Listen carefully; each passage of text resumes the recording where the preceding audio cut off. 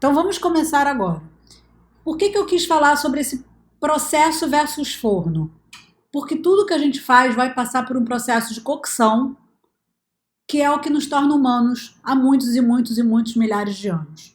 Então, quando a gente começa a dominar fogo lá nas priscas eras, a gente começa a poder ter uma dieta mais variada. Por quê? Vocês imaginam como é que deveria ser interessante comer uma mandioca crua, né?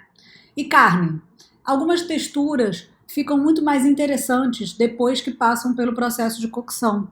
E isso é muito bom. Por quê? Porque isso cria uma diversidade de coisas que a gente pode consumir e, de certa forma, algumas coisas ficam mais fáceis de ser digeridas sim, tá?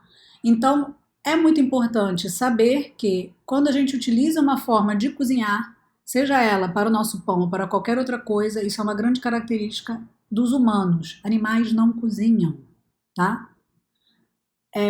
Por que você está falando isso? Porque a gente esquece que é humano.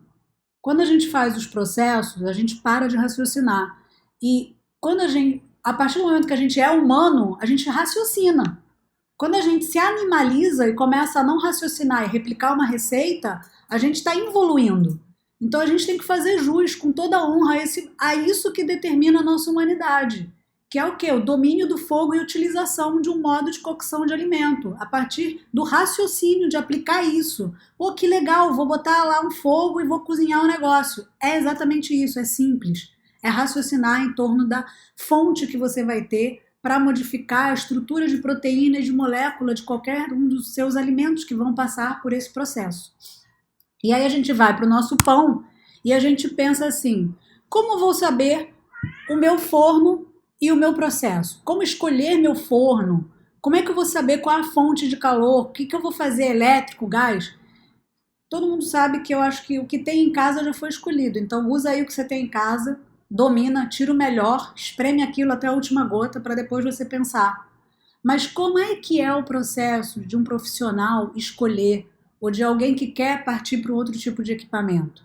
O melhor dos mundos é você conseguir um lugar para testar um produto assado de várias maneiras, para você ver a característica final daquele produto e aí sim você determinar a compra do seu forno, tá? Enquanto isso não acontece, é possível trabalhar com um único tipo de forno? Sim, é possível. É possível fazer esse pão rústico que a gente tanto gosta num forno turbo? Sim, é possível. Tem métodos de se trabalhar. Então, é um pouco que, sei lá, meio viagem as pessoas dizerem que só sai pão de um forno de lastro, né? Isso é praticamente uma piada. Então, tirem isso da cabeça de vocês, porque muitas maneiras existem de se fazer o pão, tá? Muitos estilos de pão. E a gente sabe que, em termos de fonte, a gente tem chama, a gente tem um fogão elétrico, tá? Onde a gente não tem necessariamente a chama. A gente pode ter radiação, como a gente tem no micro-ondas. E o que acontece? Essas fontes, elas também têm um caminho para chegar ao nosso produto que vai ser cozido, tá? E esse caminho são as outras formas. Então a gente tem condução, convecção, irradiação e radiação e indução. Então assim, isso gera um pouco de conflito na nossa cabeça, porque a gente não entende, a gente acha que no mesmo forno existe só um caminho e não é. Às vezes a gente tem dois caminhos para conduzir, para aquela fonte de calor efetivamente chegar a cozinhar o meu pão, no caso, né, que a gente está falando por inteiro. Então, assim, pensa na cabeça de vocês que é como se vocês estivessem num show, tá? Quando o show tá muito cheio, é um efeito. Quando o show tá vazio, é outro efeito, tá? Aquele monte de gente pulando na melhor música é um efeito. As pessoas que estão quietinhas é outro efeito, mas mesmo assim está cheio. Então pensa nisso como moléculas se agitando, moléculas não se agitando. É isso que acontece dentro de qualquer alimento, tá? As moléculas têm que se agitar, elas têm que mudar de estado, elas vão se agitando e umas às outras vão transmitindo aquele calor, tá? Isso também é um caminho dentro do alimento. Então, às vezes, a gente escuta as pessoas falando: tem condução e convecção. Sim, tem. Por quê? Porque no final das contas tudo vai sendo conduzido molécula a molécula, célula a célula. São as pessoas do show, sabe? São as pessoas que estão pulando, tipo a ola do jogo de futebol. Vocês têm que pensar nesse tipo de coisa macro e levar para o mínimo que está acontecendo lá dentro do pão também. Então, pensado isso, vocês têm que ir além. E aí vocês têm que entender que a velocidade desse calor depende muito de onde ele está, tá? Ah, mas como assim? Então, quando a gente tá, por exemplo, nesse show e você fica com vontade de ir no banheiro e o show tá muito lotado, você vai ter uma velocidade para chegar no banheiro, tá? Porque você tem obstáculos. Quando tá no início do show, você vai rápido para o mesmo banheiro. Então é a mesma coisa com o calor. Dependendo do tipo de alimento que ele vai ter, tipo de disposição molecular, o tipo de textura, o tipo de ingrediente que tem na composição daquela fórmula daquele pão, você vai ter o calor sendo conduzido numa velocidade mais rápida ou não, tá? Então pensem que as diferentes fórmulas alteram a velocidade desse calor e já daí vemos por que existem diversos tipos de temperatura para diversos tipos e estilos de pães e fórmulas. Então, logo, encerrar uma temperatura. Ah, tem que assar nessa temperatura. Isso, gente, isso é. Como é que a gente vai falar? A galera gosta de falar em inglês bullshit, né, Rodrigo? É baboseira, entendeu? Pensa que é baboseira, pensa que você é mais inteligente do que isso, sabe? É só você pensar no show com a galera e você com vontade de fazer xixi, entendeu? Você não vai chegar na mesma velocidade. Então, a temperatura e o calor é a mesma coisa.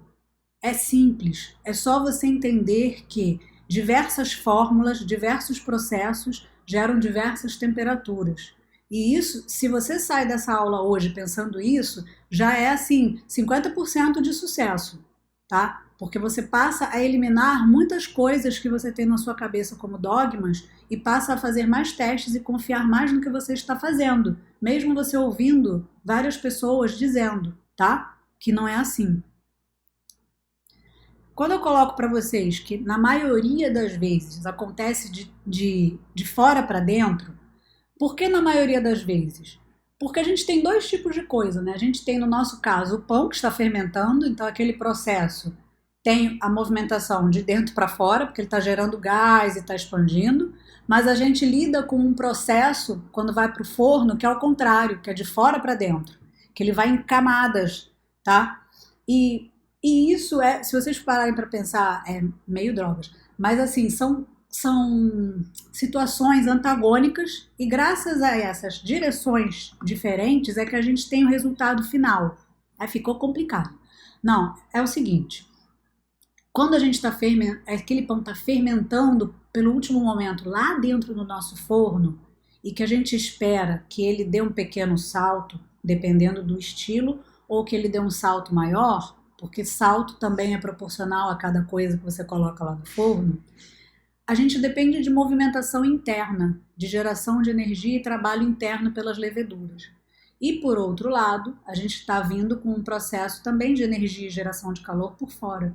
Então, o equilíbrio desses dois processos, o timing ideal é que vai fazer com que o seu produto fique bom no final, tá? O timing de você conseguir fazer aquela temperatura externa migrar sem deixar o produto com uma super casca e cru por dentro, tá? Ou deixar o produto com muito ressecado por dentro e pálido por fora. Então, assim, tem umas coisas que é isso aí, é o simples. Se você pensa lá na origem do simples, do equilíbrio, sabe? De como que acontece o cozimento das coisas, se é de dentro para fora, então eu não posso tostar logo de cara, porque eu tenho que atravessar aquelas barreiras, né? Tem que pensar que existe uma movimentação, uma condução, camada e camada, ela vai centralizando. Então, assim, depois desse blá blá blá inicial, que é muito importante, para vocês se situarem que muitas vezes vocês erram coisas muito superficiais. Coisas de que se a gente fizesse um ovinho frito bem feito, você já acertava muita coisa do pão, tá? Por quê? Porque ovo, você tem dois tipos de proteína que elas coagulam em tempos diferentes. E o grande sucesso de fazer um ovo frito bem feito é justamente o equilíbrio dessas duas temperaturas, tá? Num processo. Então, o pão também tem muito disso, porque ele tem várias proteínas lá para serem coaguladas e a gente depende desse equilíbrio para ter um sucesso. A gente tem miolo e casca. Então pensa no ovo. Pensa no ovo que tem gema e clara, aí você visualiza teu pão, que tem miolo e casca. Então você não pode deixar um para favorecer o outro, né? Então para ter um produto bom no final, você tem que ter um equilíbrio, tá? Senão você vai pecar. E tudo começa o quê? Lá no início, quando você joga o seu fermento, independente do fermento que for, tá? É a mesma coisa. Lá no início, quando você começa a fermentar o seu pão, você tem uma temperatura ambiente. E aí, se você já começa, sabe, com aquela avacalhação de não fazer o controle da temperatura ambiente, porque a galera não gosta de controlar, mas você não precisa controlar, você pode administrar, tá? E aí, o que você faz? Você vai medir a tua temperatura ambiente. Tá quente, vou colocar um pouco na geladeira. Ah, eu tenho um ar-condicionado, então vou ligar o ar-condicionado. Ah, eu não tenho nada. Pô, então vou trabalhar com tudo gelado e geladeira. Sabe? Tem que botar a cachola para pensar que temperatura ambiente alta, você já começa a alterar a velocidade das reações da fermentação. E aí lá no final, você vai ter a paga disso. Falta saber se você está pronto para pagar essa conta. Falta saber se você vai suportar, sabe, o fracasso lá no final. O fracasso de você não controlar a sua temperatura ambiente. E que dirá da temperatura de massa. Ah, eu não sei qual é a temperatura da minha massa. Tá aí, não sabe? Começa a fazer as coisas sem padrão. Começa a não conseguir fermentar sempre naquela faixa de tempo. Começa a não entender por que às vezes o pão dá bom e às vezes o pão dá ruim, sabe? Fica aquelas lacunas que é bem lá no início, é temperatura ambiente, temperatura de massa, tá? Atividade do fermento. Por que é importante? Se você sabe que o seu fermento é um fermento que em 4, 5 horas ele tá bom para usar, você sabe que se você usar com 8 horas, você não vai ter o mesmo desempenho nesse pão. Da mesma forma que se o seu fermento demora mais tempo para ficar pronto para ser utilizado, se você usar antes, você também não vai ter um trabalho interessante. Então, no início, você tem o quê? Ingredientes, temperatura ambiente, temperatura de massa, atividade do seu fermento, que também é um ingrediente. O tipo do fermento altera? Sim, já conversamos muito nisso. Por quê? Porque a gente tem vários tipos de diluição do fermento natural, vários modos de fazer isso. Quanto mais água a gente coloca, mais a velocidade de reação química é favorecida, tá? Pode ou não gerar alvéolos, isso não é o objetivo da aula, e isso também é um mito, mas o que vocês têm que entender é que fermento biológico é para ter produção padrão, tá? Como assim padrão? Você só tem um micro-organismo que funciona preferencialmente em temperaturas de 26, 29, 28, ele gosta, mas você consegue determinar, porque você tem um peso específico só daquela cepa. Então lá no seu fermento biológico, essa Saccharomyces isolada. E aí você consegue fazer repetidas vezes um processo mais controlado, onde a resposta é a mesma. Diferente do fermento natural, que depende do quê? Depende da sua estabilidade em dar condições consistentes para este fermento se manter parecido, né? Para ele ficar lá na faixa dos 97% parecido com o que ele sempre é, porque ele nunca é 100% igual, tá? Nunca é 100% igual. Às vezes, mesmo você controlando a temperatura ambiente que você coloca esse fermento para crescer, controlando a água, controlando o tipo de farinha, dando tudo igual, muitas vezes você não consegue um funcionamento igual sempre, tá? E quem trabalha com isso sabe. E isso lá no final também tem a conta para pagar, né? A conta para pagar são várias coisas. É a conta de você ficar feliz no final ou a conta de você ficar assim, putz, o que eu errei aqui, né? Tipo, não consigo fechar isso dentro da minha cabeça. Quando a gente coloca essa mistura com a consciência de tudo, vamos supor que estamos com a consciência de tudo, tá? A gente sabe a nossa temperatura ambiente, a gente sabe a temperatura de massa, a gente já trabalha com um fermento com atividade conhecida, não é aquela coisa bandida que cada dia está de um jeito, né? E você está trabalhando com um fermento também de um tipo X. Você coloca no forno. Naqueles primeiros 10 a 15 minutos, aquela massa, seja na panela, seja no lastro, seja no turbo, sei lá, seja nos fornos, quando aquela massa é exposta ao calor, ela vai ter uma reação. logo superficial naquela camada. E quando a gente joga um vapor, é para dar uma sobrevida para aquela casca não ficar tão casca logo de início, tá? Assim grosseiramente falando. Por quê? Porque se forma uma barreira de expansão. Então, quando vocês pensam nisso, volta lá para o início da aula, que vocês têm que entender que a gente está cozinhando e as coisas vêm de fora para dentro, como se fosse uma cebola. A cebola não tem várias camadas? O pão é a mesma coisa, o calor ele toma conta daquela primeira camada externa, forma aquela camada, e aí depois que ele chegou a homogeneizar a temperatura, ele parte para uma próxima camada, e assim subsequentemente até chegar no centro. Então, se dá por condução, tá? Ah, mas meu forno é de convecção, dane-se. Acontece condução lá dentro do pão. O cozimento se dá por condução. O cozimento se dá por condução, porque vai de fora para dentro, molécula a molécula. É uma molécula que dá a mão para outra molécula, que dá a mão para outra. É todo mundo no show de mão dada, tá? No calor. Todo mundo pulando lá junto. Então, é a cebola. Você tem que entender que são camadas. Não é tipo, vou chegar e vou cozinhar e vai cozinhar tudo ao mesmo tempo. Não, não é assim.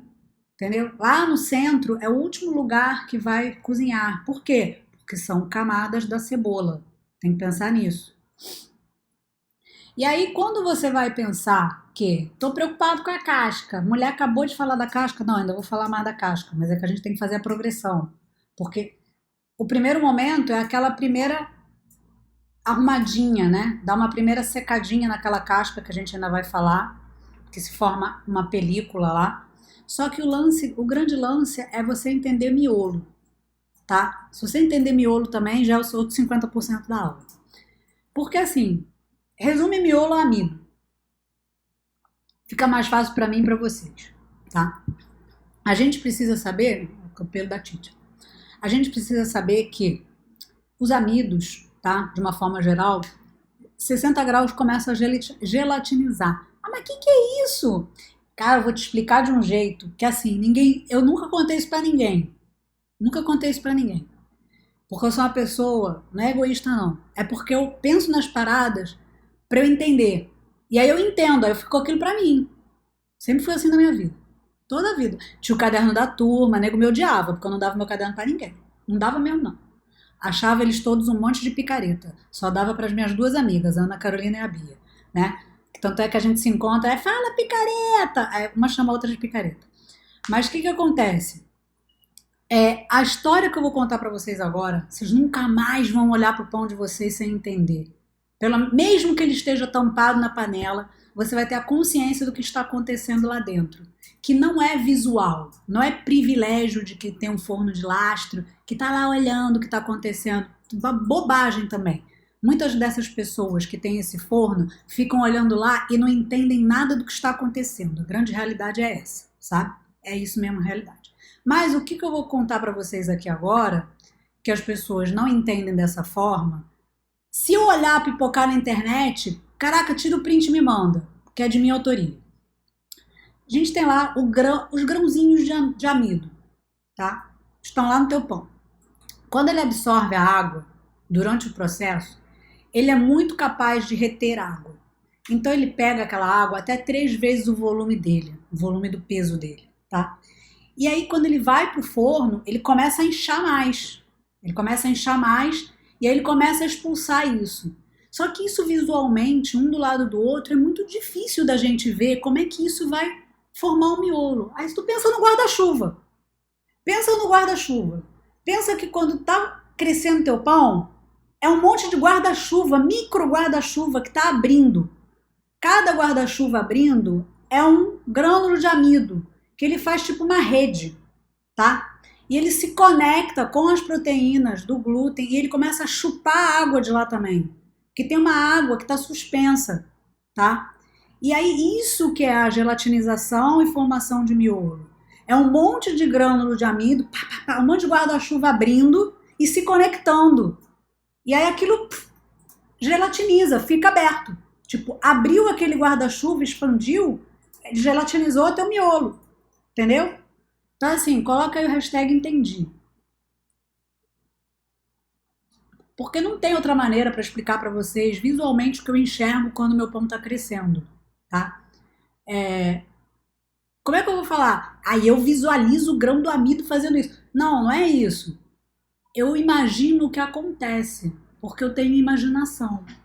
Porque geralmente quando eu estou fazendo pão, seja ele forneando aqui em casa ou na garagem, né, de um ano para cá, eu olho e eu tento enxergar fisicamente, microscopicamente o que está acontecendo lá dentro, de uma forma que eu consiga traduzir isso para o meu cérebro e entender, de forma que faça sentido para mim, tá? Então, quando eu falo para vocês que existe um guarda-chuva, pensa que ele está aberto, mas lá no final da aula vocês vão ver o que acontece com esse guarda-chuva. Quem ficar até o final da aula vai entender. E assim, sério, você nunca mais vai conseguir olhar para um pão e não pensar que microscopicamente aconteceu aquilo. E que aquilo é simplesmente incrível. E que as pessoas não sabem nada de miolo. É isso. As pessoas... Pode ir embora, acabou a aula. A pessoa não sabe nada de miolo. Então, lá no centro, tá todo mundo abrindo guarda-chuva. O pão tá crescendo, tá tudo acontecendo, tá fermentando, a galera lá ainda não morreu, a galera fermenta, não morreu ainda, tá todo mundo legal ainda. E a gente sabe que existe um limite para aquela temperatura no centro. E aí você pensa assim, cara, o que eu botei no meu pão, né? Pão, na maioria das coisas, vai água. Então pensa que o limite é 100, é o limite de ebulição, 100 graus, é o limite da água, que aquilo vai conseguir se agitar e ter calor. Então, não vai passar disso. Geralmente o limite que a gente tem é isso, lá no centro. Conforme vai vindo aquela temperatura, aí você visualiza a cebola. Ó, que tem cebola, tem guarda-chuva, tá ótimo, né? Tudo pão, mas tem cebola, tem guarda-chuva. E aí você vai, imagina as cebolas, né? Tipo, vem uma camada, vem a outra. Quando tá chegando lá no centro, tá já começando a morrer o fermento. Morreu o quê? Morreu mesmo, óbito, né? 55, 60 graus, né? Ele já tá, mas ele morre, mas continua acontecendo expansão do pão. Por quê? Ele gerou aquele gás e gás aquecido também se movimenta e se expande. E você, afinal de contas, está trabalhando com uma malha de glúten que tem extensibilidade.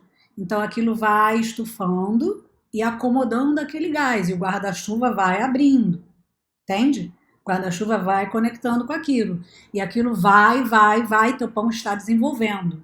E isso tudo demora aquele tempo. Para quem já viu num time-lapse, a gente podia postar um time-lapse, né, no feed. Eu vou procurar. Rodrigo tem um time-lapse. De pão? De pão. Do pão. Procurar. O que acontece? É muito bom entender que tudo aquilo que vai acontecendo, do pão abrindo, tudo, é isso tudo aqui. É célula a célula. Logo, pequenas coisas fazem muita diferença, tá? E aí você pensa assim, poxa, tem vários estilos de miolo, vários tipos de pão e vários tipos de fórmulas. E qual cuidado que eu devo ter com isso? Bom, falando de amido, que é o nosso guarda-chuva, a gente tem que entender que algumas coisas atrapalham a abertura e solidificação daquele guarda-chuva na sua plenitude. E uma delas é a quantidade de amido. É só vocês pensarem o seguinte, a gente tem um limite de guarda-chuva para abrir num determinado espaço, tá? Se eu tiver numa sala de 10 metros quadrados, eu tenho X guarda-chuvas que eu consigo abrir. Se eu tiver numa sala que tem 5 metros quadrados, eu vou ter menos quantidade de guarda-chuva que eu sou capaz de abrir. Vocês entendem isso? Fazendo analogia para o guarda-chuva. Logo, cuidado com a quantidade de amido. Por quê? Porque eu preciso que aquilo tenha uma expansão. Quando eu tenho coisas que dificultam essa expansão, essa abertura, esse desenvolvimento do amido, a estrutura do pão é danificada. Por quê? Pensa que a estrutura do pão vai ser alguma coisa que eu vou jogar por cima daquele guarda-chuva, tá? Como se eu jogasse um lençol por cima daquele guarda-chuva. Então, aquele guarda-chuva que não travou, que tá xoxo, que não abriu direito, tá? Ele não vai conseguir deixar o lençol esticadinho, tá? Enquanto que o guarda-chuva que conseguiu abrir plenamente, você consegue ter isso. E aí, quando você volta para o miolo, o que você pensa? Se eu tenho uma fórmula que tem muito amido, eu não consigo abrir todos eles ao mesmo tempo, tá? E aí o que que acontece? Eu retardo esse processo de gelificação, o que é muito natural, gente, porque olha só como é que é. Se eu dependo que o guarda-chuva abra todo para ter a estrutura, para todo o meu calor imortalizar aquela forma aberta, no momento que ele não fica aberto, ele fica parcialmente aberto, eu já tenho uma perda de estrutura. Ele não vai mais em 60 graus, está acontecendo a gelatinização que deveria estar acontecendo. Logo, quando a gente tem muito amido, a gente tem uma perda de estrutura. Como é que você visualiza isso? É o pão que xoxa, tipo pão de forma, que murcha, ou que colapsa na lateral, assim, como se tivesse alguma coisa sugando para dentro, tá? É isso que acontece. Ou pãozinho de hambúrguer também, que enruga, fica tipo celulite, tá? Pães com celulite, é isso. Pães com celulite, de uma forma geral, é que tinha muito amido, tá? E aí isso atrapalhou. Então, muito amido a gente gera fora com o processo de fermentação errado, fora com fórmulas desbalanceadas, né, com muita adição de açúcar, ou às vezes tubérculos ou abóboras e etc., que a gente gosta de misturar na massa muitas vezes, que a gente não tem como precisar a quantidade que vai ficar lá no final, sabe? É da natureza, é do tipo de processo que sofreu de maturação e de açúcares pela natureza também. Então, muito cuidado com as coisas que a gente acrescenta no pão, também tem esse impacto de quantidade de amido fora do nosso processo de fermentação. Somado a isso tudo, a gente tem aquelas pessoas, né? As pessoas que adoram fazer o trabalho pra gente, que é enzima. E enzima é proteína. Sabemos que tem uma determinada hora que aquela estrutura quaternária de proteína, se você vai subindo a temperatura, é o ovo. Ele vai mudar de conformação, tá? A proteína também.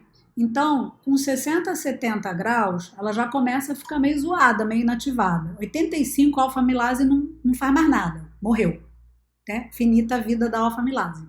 Então, a gente vai entendendo como a progressão do calor, da cebola, das camadas, vai meio que cessando a atividade grau após grau, né? Milímetro após milímetro de camada lá dentro do teu pão. Logo, já nesse momento, a gente entende que se estiver muito alto lá fora e aquele pão não for condizente com essa temperatura, não vai dar bom.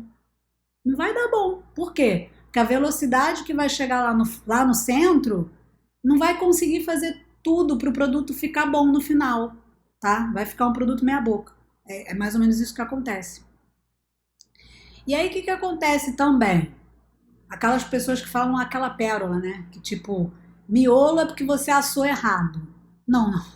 Miolo não é o assar errado não é a causa do teu miolo ruim. O teu miolo é ruim porque tudo que você fez antes foi ruim. Ou tudo que você fez antes você não teve controle, você não pensou que tinha guarda-chuva, aliás, você nem sabia, esse negócio é meio viagem.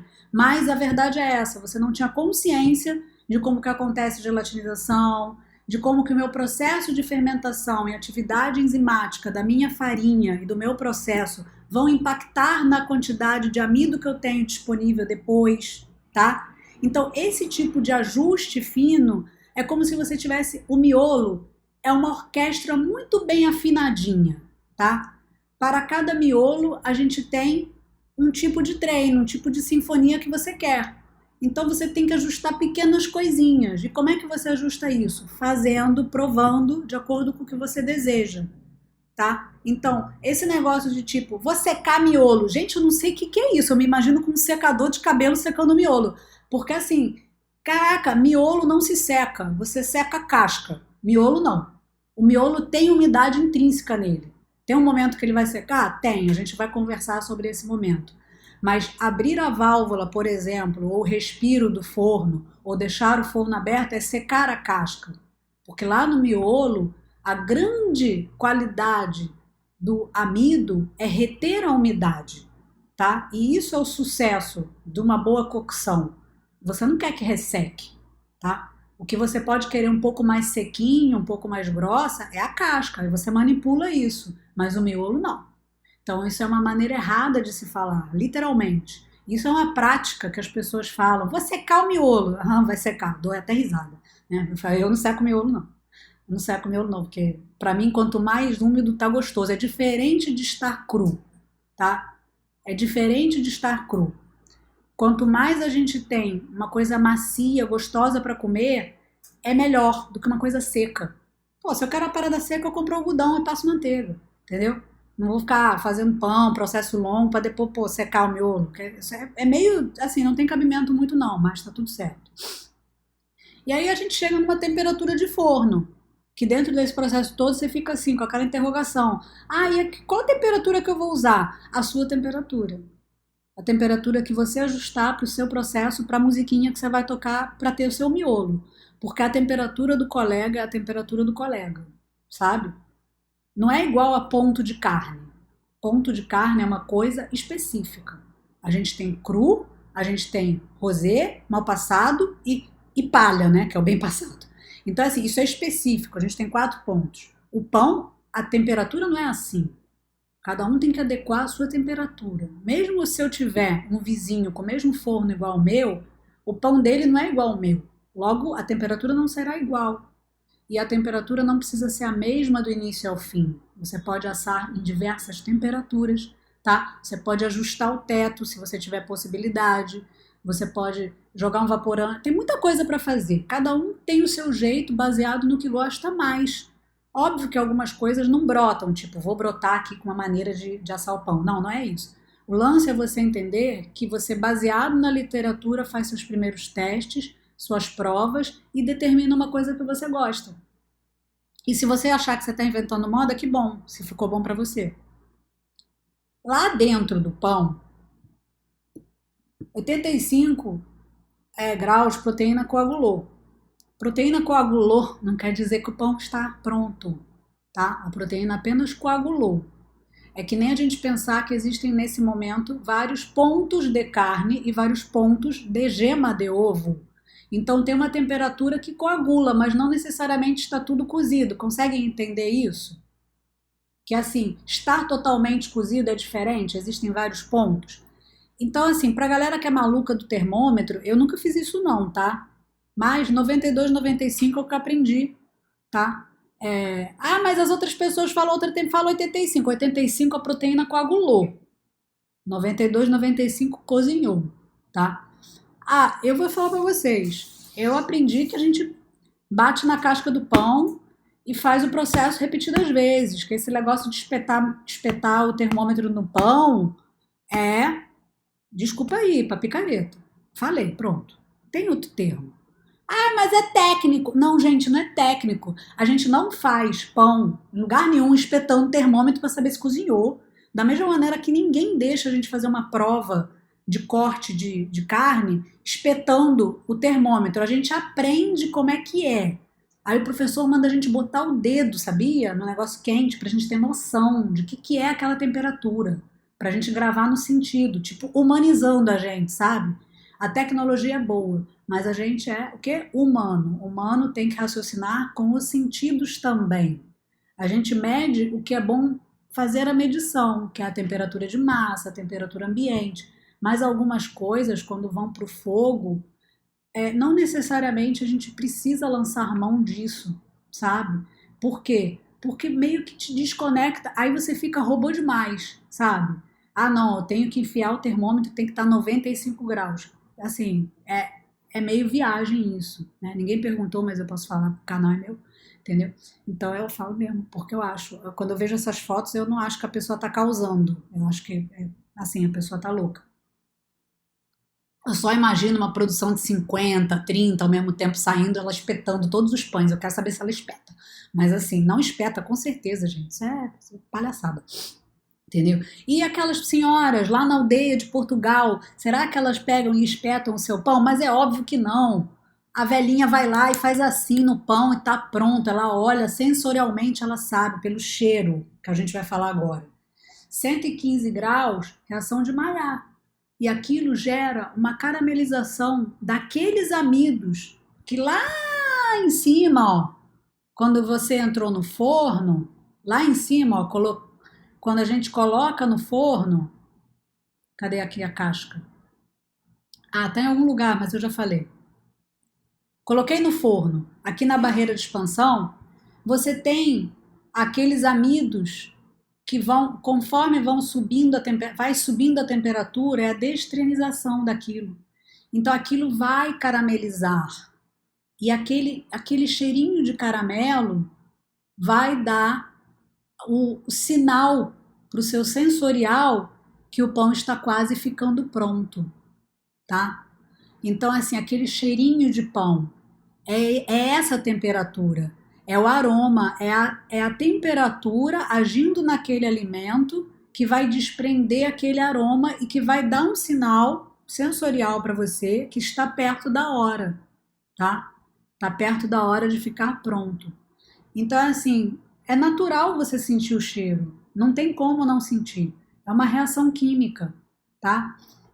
A casca é mais físico-química, o miolo é físico-químico só, tá? O miolo é só reação física e química, o guarda-chuva abrindo, é aquela gelatinização, é física e química. Agora a casca já não. A casca você já tem outro tipo de movimentação. E aí o que acontece na sua casca? É esse negócio que eu falei para vocês, das pessoas gostarem de secar miolo. Não é secar miolo, é secar casca, tá? Quando você gera um vapor num forno, você quer uma casca um pouco mais sequinha, você acaba os momentos finais ou abrindo a escotilha do forno, se for possível, ou você abrindo a porta do forno, tá? No nosso caso, às vezes, a gente faz o quê? Isso já naturalmente acontece porque a gente abre a panela e deixa ele corar, tá? Então, aquela mini umidade que estava sendo gerada lá, você já faz isso naturalmente, tá? Então, no processo caseiro da panela, é meio que já instantâneo. Mas dizem que no forno profissional não é. Eu, sinceramente, não abro a escotilha, fiz esse teste, não gostei da casca, então eu não asso dessa forma. A pessoa pode vir o Papa mandar eu abrir aquele negócio que eu não abro, porque eu detesto. Detesto o resultado final, mas eu sei uma galera que faz. E eu já contei isso aqui alguma vez, né, Rodrigo? Que a sua mãe é super sensível a isso. A minha sogra, você pode dar de olho fechado para ela que ela identifica o pão que assou, abrindo a escotilha, e o pão que não assou. Cara, minha sogra é perversa para isso. Ela detecta na hora. Ela fala, não gostei dessa casca. E a gente não fala nada. A gente dá pra ela e fica quieto. Ela é terrível com isso. Malu curte pouco. Eu não gosto, decididamente. Né? Não vou comer, mas não vou gostar. Então o que acontece? Lá você quer, quando você faz esse tipo de movimentação, você quer uma perda de umidade. Por que quando a gente faz na panela é legal? Que na panela você tem um microambiente, é só um pão. Por isso que fica muito interessante, tá? No forno profissional, para mim, não fica tão interessante assim. Fica muito cascudo, eu não gosto, tá? Não é a qualidade de casca que eu quero para o meu produto final depois de eu ter provado. Então, eu não faço. Mas, quando eu faço aqui na panela, aqui em casa, eu gosto, porque é outro tipo de calor. Então, ele se comporta de outra forma, ele não resseca tanto, tá? É menos potente, né, o forno. Então, não é tão brusco essa movimentação de perder a umidade. Agora, lembra lá do guarda-chuva? Quem está prestando atenção? Quantos likes a gente tem aí, Rodrigo? 275. E quantas pessoas tem na sala? 475. Ah, gente, então só vou contar isso aí se vocês subirem esse like até a presença de vocês, porque isso aí é muito ouro. Isso aí é o que vai transformar a sua vida para todo sempre. Então aqui vou tomando minha água, conversando sobre o amido, para vocês acabarem de fechar isso, porque afinal de contas o guarda-chuva a gente abre, mas no momento a gente fecha, né? Porque ninguém entra em casa e fica com aquele guarda-chuva aberto, né? Pelo menos não fica aqui em casa, né? Na casa de vocês também não. Então a gente precisa entender como é que fica, o que acontece. Para isso a gente precisa de um like, né, gente? Pelo amor de Deus, né? Dá uma moral aqui pra pessoa. Porque Rodrigo tá aí para ver justamente o dedo levantar, né, Rodrigo? Sabia o que a minha filha falou pra mim? Eu não sei se foi minha filha, se eu li em algum lugar, que esse negócio do like vem do imperador, né? Daquele cara do circo, né? Que quando a galera fazia assim, lá na Itália, Era pra Nossa, o matar. Instagram tá aqui pulando de like. Era Aqui pra, também, 328. era pra matar as pessoas, não era? Quando as pessoas Não, faziam quando ele assim, fazia assim era pra matar. era pra matar. É. Não é? É bizarro, né? Essa ferramenta. A pessoa trouxe essa parada lá das priscas eras. Acho que foi a Malu que me falou. Não sei se foi a Malu, eu li em algum lugar. Mas é isso aí. A gente não quer, né? Isso. A gente quer isso. A gente quer isso. E aí vai subir aí, cara, mas esse negócio do guarda-chuva. Gente, vocês gostaram? Bota os guarda-chuvas aí também, porque, cara, esse negócio do guarda-chuva. Sério, o dia que eu visualizei isso, aí realmente ele ficou só pra mim, né? Então já tem um bom tempo. E toda vez que eu pego um livro bem técnico, bem pesado pra ler, isso facilita tanto a minha vida, sabe? É como se eu falasse na minha linguagem. Inclusive, depois eu tô uma outra história que é boa pra vocês saberem, eu não sei se alguém aqui vai se identificar com essa história, mas assim, eu tenho um sério problema para aprender as coisas, tá? Principalmente coisas práticas, como dançar, fazer um exercício novo, que eu tenho que olhar visualmente, né?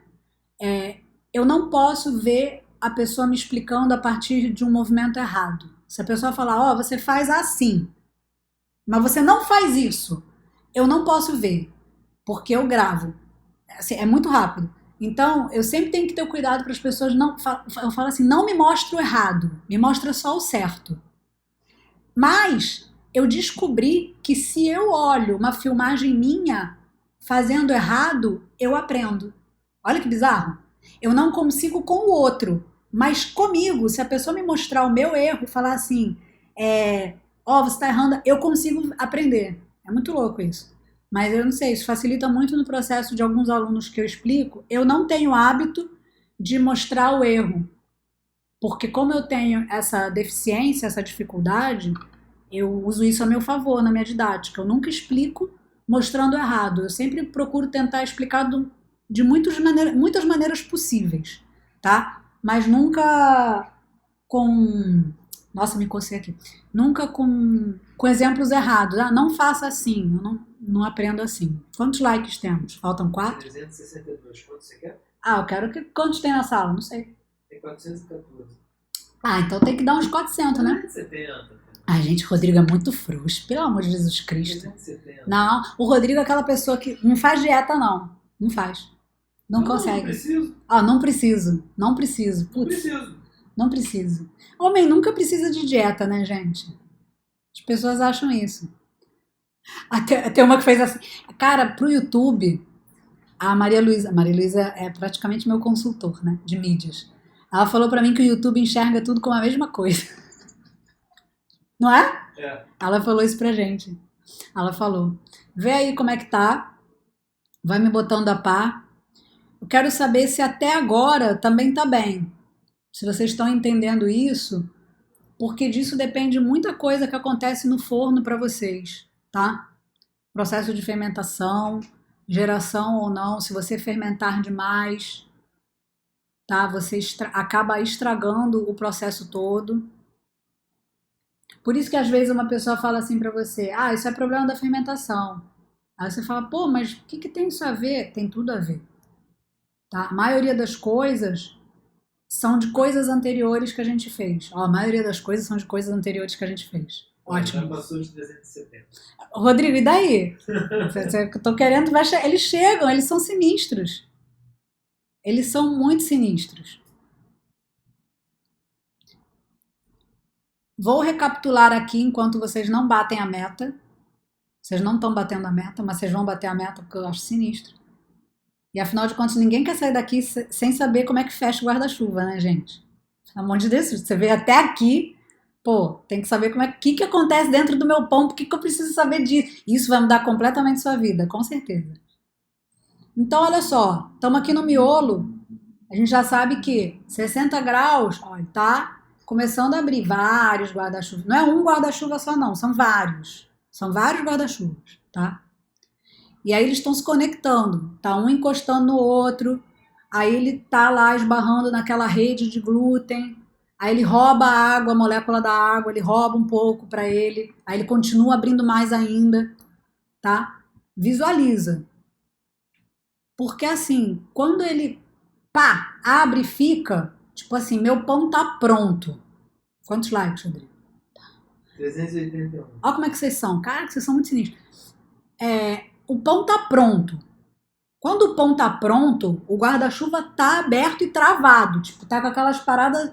Como é que chama aquilo? É o suporte? Sei lá. Eu não sei. Aquela aranha que tem por dentro do guarda-chuva. Só um instante aqui. Ah. Instagram. Vou ter que desligar e religar. Instagram. Beijo, tchau. Não, daqui a 3 minutos, daqui a 1 minuto volta. Olha só, o Instagram não deixa a gente fazer uma transmissão de mais de 1 hora. Então, para continuar transmitindo, eu tenho que encerrar essa e abrir uma nova live. Ai, gente, que preguiça. O Rodrigo demora um século pra falar uma coisa, não aguento. Vai, desliga isso Tá aí. bom, então eu vou desligar e ligar de novo, vocês voltam, tá? É uma preguiça que eu tenho, né, Simão? Parece que eles... Gente, será que ele fez curso com aquelas pessoas de telemarketing? Que para cancelar o nosso negócio a gente demora uma vida? A gente tá quase comprando um outro plano, que a pessoa fala tanto.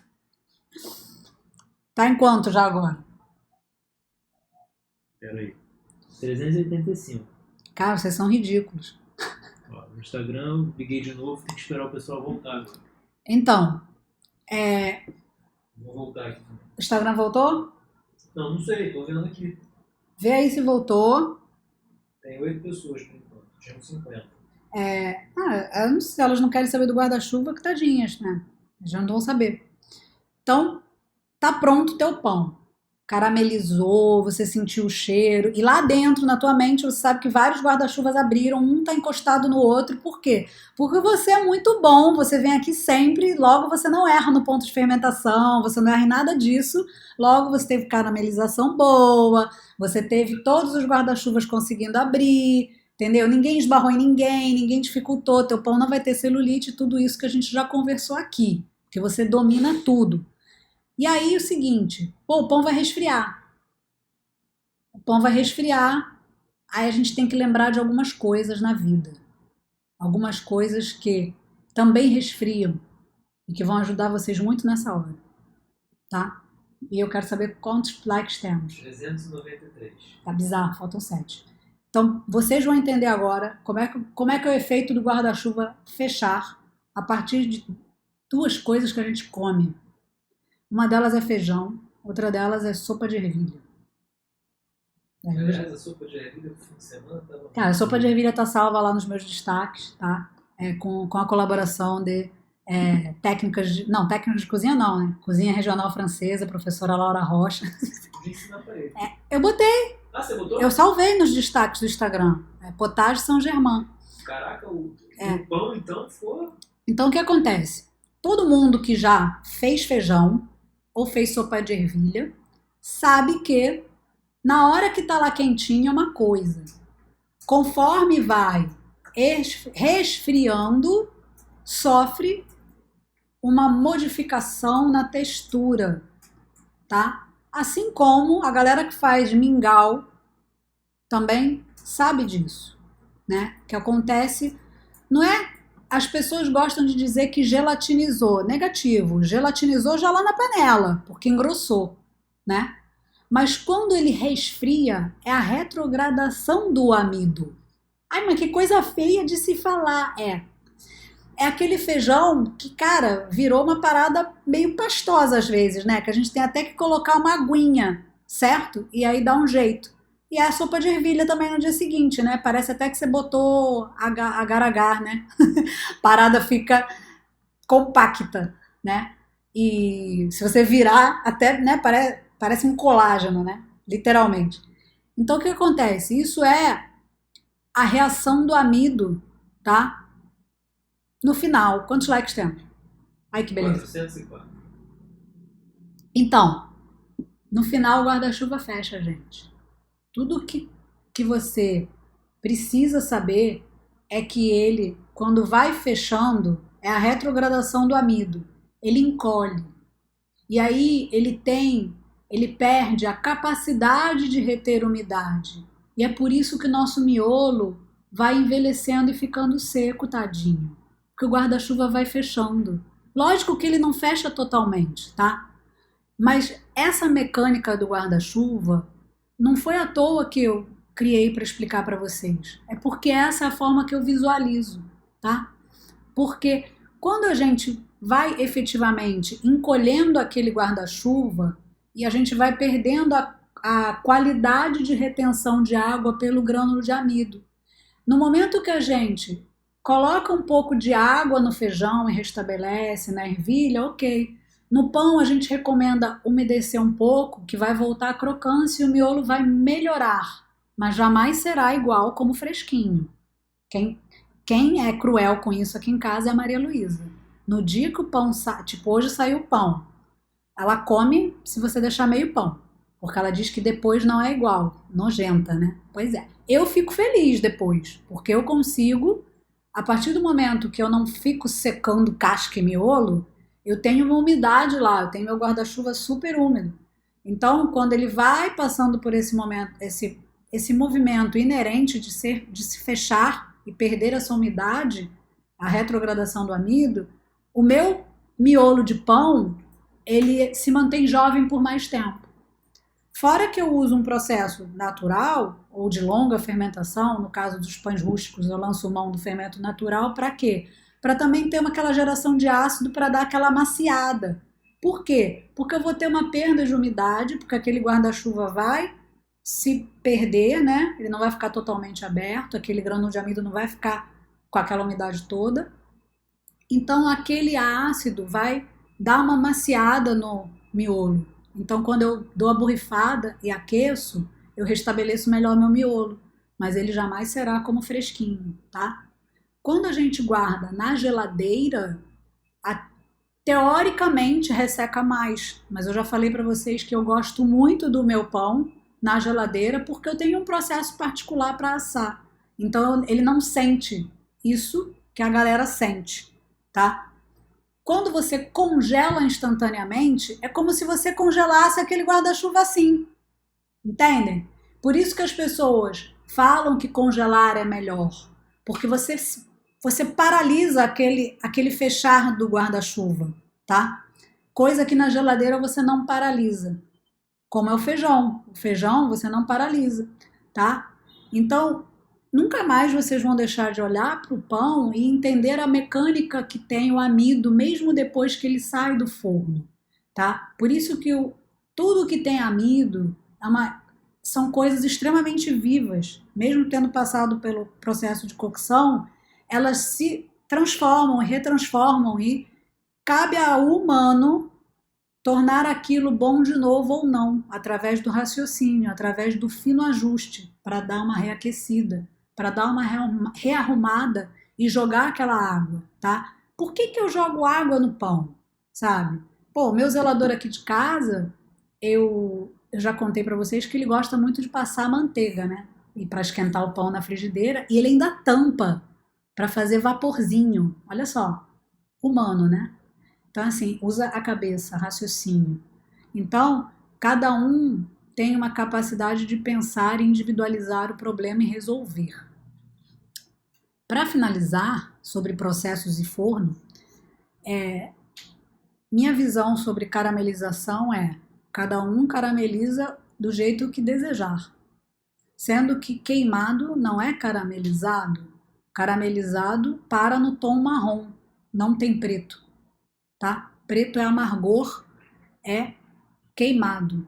Altas temperaturas não geram caramelização. Forneamento adequado com fermentação adequada geram caramelização, tá? Farinha desbalanceada ou processo sem ajuste não vai gerar caramelização, e sim carbonização por elevação de temperatura, na tentativa de ter caramelização, tá? E essa é a minha visão hoje. Apesar do que a gente tem que entender que quando a gente está num processo de reação de Maillard e que você quer uma casca mais grossa, você tem um preço a pagar por isso, tá? Qual é o preço? A cada 1 a 2 milímetros de casca que você quer, você perde de casca. A conta do cartão do crédito do pão é que você perde 1% de umidade, tá? Então, quanto mais casca você tem, mais umidade você perde. Isso é natural, tá? Não tem como fugir desse processo. Por quê? Lembra da cebola. Se você está avançando com isso para dentro, é lógico que você vai ter perda de umidade, tá? Então, entenderam como que é a reação do nosso amiguinho amido quando ele resfria?